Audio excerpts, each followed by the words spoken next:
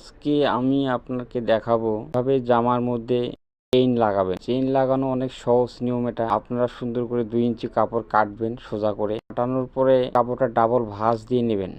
ভাঁজ দেওয়ার পরে আপনারা চেনের উপরে সুন্দর করে বসিয়ে দিবেন। এমন ভাবে বসিয়ে দিবেন যাতে ভিতর থেকে চেনটা বাইরে দেখা না যায়। ঠিক আছে, দেখা গেলে কিন্তু সুন্দর ফিনিশিংটা সুন্দর আসবে না। চেনটা শো করলে খারাপ লাগবে, দেখতে খারাপ দেখাবে, জন্য কেটে দেবেন। নেওয়ার পরে মেইন যে পার্টটা আছে এটা সুন্দর করে যতটুকু চেনের চওড়াটা আছে ততটুকু গ্যাপ করে নেবেন। চেনটা সেট করতে পারেন তাহলে একদমই সহজ হবে এবং এই চেন লাগানোর কোয়ালিটি খুবই সুন্দর হবে, কেউ বুঝতেই পারবে না যে কোন জায়গায় চেন লাগানো আছে।